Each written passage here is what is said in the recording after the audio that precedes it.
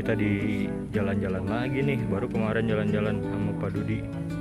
Sekarang mau ke belakang tuh, ke area Sesar Lembang. Siapa ya temennya? Sekarang kita akan mendaki ke area Sesar Lembang. Nah, ini kita akan trekking ke belakang. Sekarang kita istirahat dulu. Teman perjalanannya sama dadah. Halo Pak Dokter. Sekarang kita istirahat, harusnya saya yang istirahat. Kan dari tadi saya komando.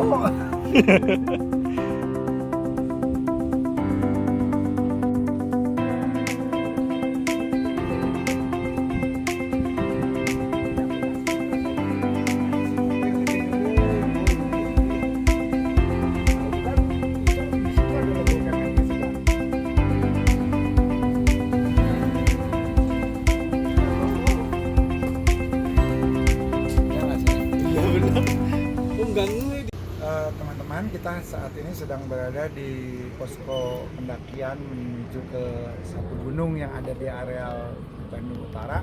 Kita akan menguji coba yang namanya aplikasi VPC, khususnya bagi aktivitas ilmuwan, bagi para pendaki gunung ataupun para pencinta kegiatan di alam bebas.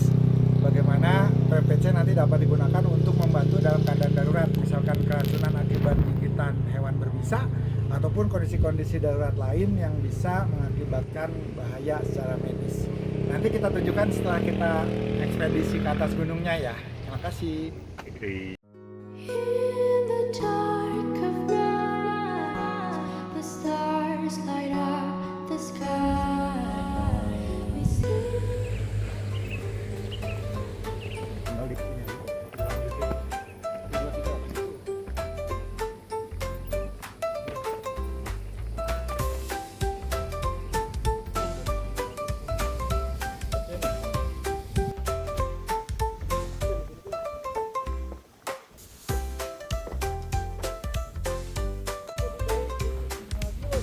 Iya, kecium lagi.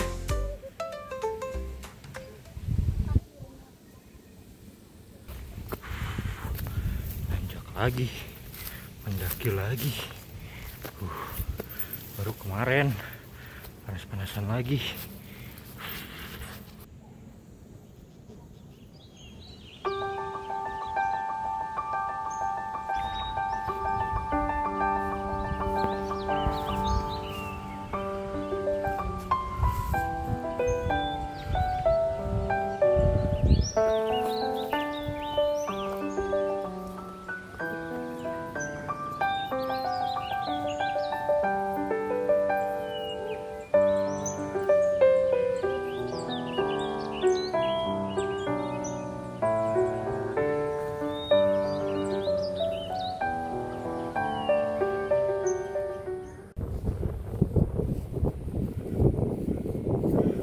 Ini Gunung Tangkuban Perahu.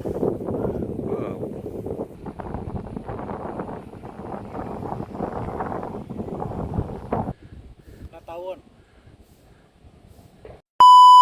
Pada aktivitas alam luar, kadang dapati situasi yang tidak kita kehendaki.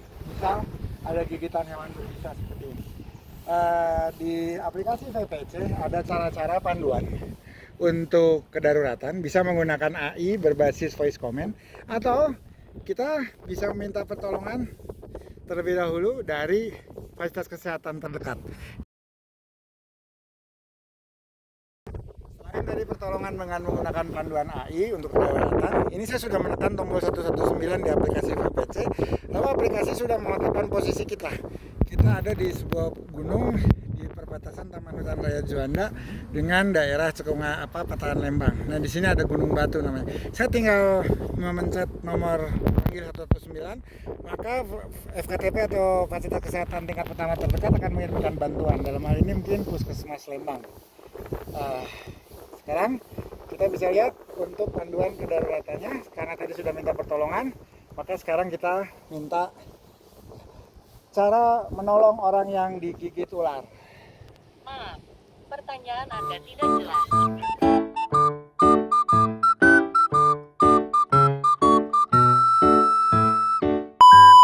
kita meminta bantuan 119 sesuai dengan prosedur pertolongan pada kedaruratan dan kita menunggu datangnya bantuan dari fasilitas kesehatan terdekat, maka kita bisa meminta panduan untuk mengatasi kondisi kedaruratan di gunung atau di alam luar yang memang masih jauh dari pertolongan dari fasilitas kesehatan. Kita bisa dengan voice comment.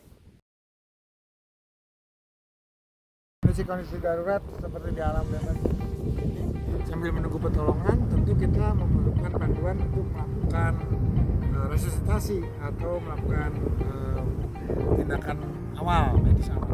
Nah,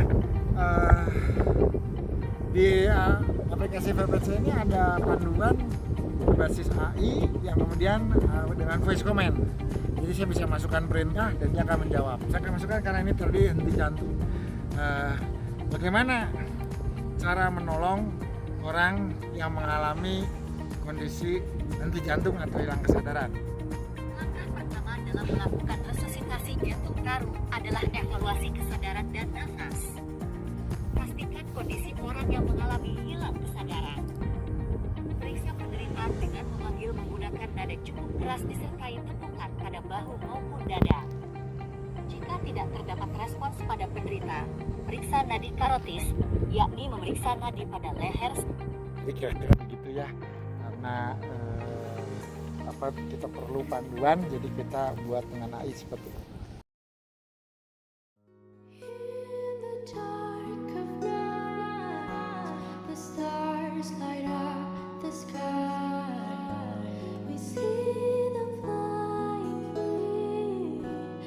Just like you and me.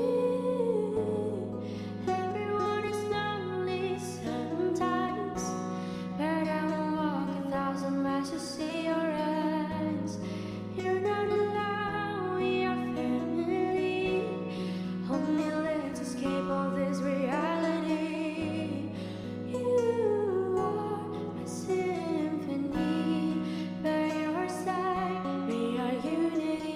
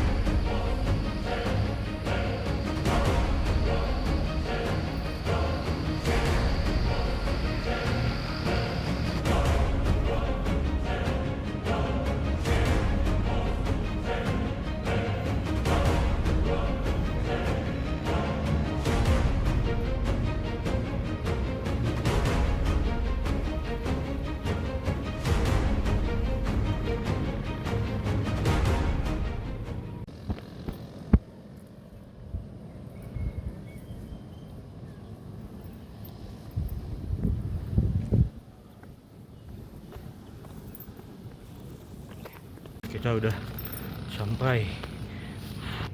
Wah, Pak Dokter sampai duluan. Ada di mana kita, Pak Dokter? Kita ada di Tugu Tradisi, Tugu Triangulasi atau Tugu Tradisi Pusdik Ajen TNI Angkatan Darat yang berada pada ketinggian mungkin 1900 mdpl ya. Dan di sebelah sana adalah Lembah Bandung Purba, Lembah Danau Bandung Purba, dan di sini adalah sisa kaldera Gunung Sunda Purba, terutama di daerah Burangrang atau Burangrang Tangkuban Parahu. Wow. Itu sana Palasari. Itu seismograf Patahan Lembang nggak, Dok? Nah itu lurus Bukit Tunggul.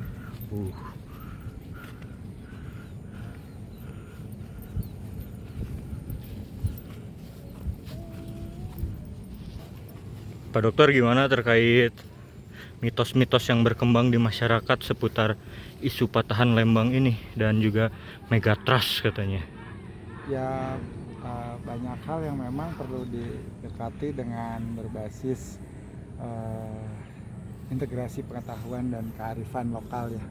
Kearifan lokal kan sebetulnya informasi dari daerah, dari memori bawah sadar ataupun juga dari pesan-pesan yang diwariskan oleh para nenek moyang kita secara bijak, baik melalui cerita, legenda gitu ya, dan juga sebenarnya itu ilmu gitu, ilmu saintifik. Misal di Aceh itu ada Pulau Similiu yang ketika pada 26 Desember 2004 terjadi gempa besar di zona subduksi megatrust yang sampai USGS mencatat pertama 9,2 yang kemudian dikoreksi lagi menjadi 8,9. Itu kan sebagian besar warga Similiu selamat karena memang dari di antara mereka ada sebuah folklore yang menceritakan tentang kondisi yang disebut dengan adanya smong. Smong itu ditandai dengan getaran hebat, lalu kemudian ada gelombang air laut yang sangat besar datang. Nah, karena ada cerita itu yang diwariskan dan menjadi bagian dari memori primordial di struktur subconscious atau bawah sadar. Jadi semua orang ketika ada guncangan gempa itu tidak berlari ke laut seperti di daerah yang lain, melainkan langsung naik ke atas gunung dengan elevasi tertinggi gitu. Nah, tentu data-data itu kini kan dengan data yang bersifat saintifik. Makanya misalkan BPPT BRIN memasang buoy tsunami dalam program disebut INATUS, Indonesia Tsunami Early Warning System. Nah, tugas saat ini tentu didukung oleh teknologi. Teknologi itu ada sensor di dalam konteks internet operability, Internet of Things ada IoT, Internet of Things, sehingga sensor itu juga lebih peka, terkoneksi dengan jaringan internet sehingga datanya real time. Sensor itu kan bisa memetakan karakteristik perubahan profil dari kondisi dan situasi lingkungan tertentu. Misalkan ada perubahan kecepatan gelombang laut, ketinggiannya, suhu airnya, tekanannya dan seterusnya gitu. Sehingga ini bisa dipergunakan untuk menilai apakah ada perubahan karakter yang kemudian bisa menimbulkan satu kondisi anomali. Nah, disitu juga dipadu-padankan lagi dengan penginderaan jarak jauh dengan peran satelit yang kemudian bisa melihat pergeseran lempeng bumi gitu ya. Kan dia sifatnya geostasioner dan dia nanti bisa melihat berbagai perubahan di bawah. Termasuk adanya sensor-sensor semacam GPS, Global Positioning System, yang kemudian nanti kalau bergeser di tiap lapisan itu nanti kelihatan gitu ya. Jadi ada teknologi dari langit, teknologi sensor yang ada di laut dan darat. Kalau di gunung api itu ada tiltmeter untuk mengukur apakah ada perubahan volume dari dapur magma gitu yang ditandai dengan pergeseran dari perut gunung. Terus kemudian kalau di darat dipasang beberapa sensor juga, ada seismograf dan seterusnya, sehingga misalkan dari data seismik, dari data GPS bisa kelihatan sebuah lempeng yang ada di kerak bumi, di bagian atas bumi yang disebut dengan litosfer, itu bergerak berapa sebetulnya kerak bumi tersebut, lempeng tersebut. Ada yang bergerak dari 1,95 sampai 3,45 mm per tahun, kecil besarnya, tapi kan akumulatif. Di Lembang, Bandung Utara itu gesernya 1,35 mili sampai 3,45 mm per tahun. Tapi itu bisa diamati, dicermati gitu. Terus kemudian ada ketahuan gitu secara morfologi, ada bentukan sesar, ada bentukan pertemuan lempeng bumi di samudra yang disebut zona subduksi. Terus tipe-tipenya juga ada yang menghunjam gitu ya.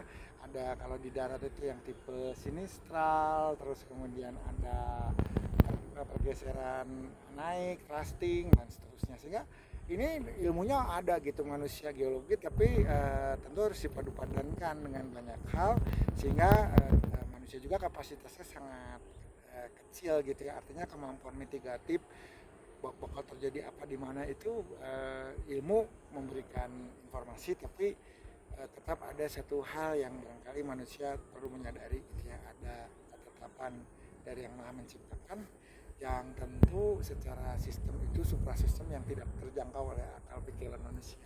Jadi kalau kita melihat itu ya, kita tentu harus menjadi bagian dari orang-orang yang menjadikan tanda yang ada di alam itu sebagai cara untuk meningkatkan keimanan dan ketakwaan, menyelamatkan dan melindungi kita kita tentu hanya Allah Subhanahu wa taala. Siapa yang akan, sementara ketika terjadi musibah ataupun bencana juga itu pun tentu sepenuhnya atas ketetapan Allah Subhanahu wa taala. Kita hanya tahu tanda-tandanya lah, dari ilmu geologi, dari ilmu fisika gitu ya, dari ilmu oceanologi, dari ilmu meteorologi dan seterusnya. Mungkin seperti itu.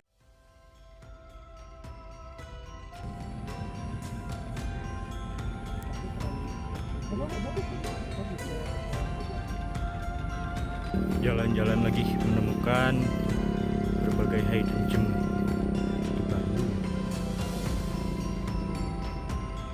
Itu Gunung Putri yang ini Gunung Putri yang sebelah sininya. Nah ini Gunung Tangkuban Perahu yang di belakang kepala saya itu yang kena siluet matahari. Nah ini Gunung Burangrang. Masya Allah, Bandung tuh dikelilingi banyak gunung. Di setiap sudut di rumah kita tuh semuanya hidden gem semua. Masya Allah, mudah-mudahan Allah selalu berikan kesehatan untuk selalu bisa menikmati dan mensyukuri karunia dan semua ciptaannya.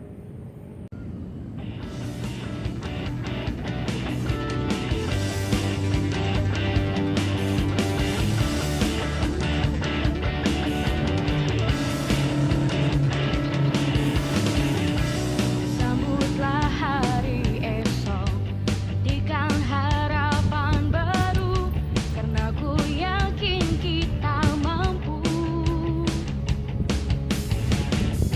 untuk menghadapi semua, untuk bangkit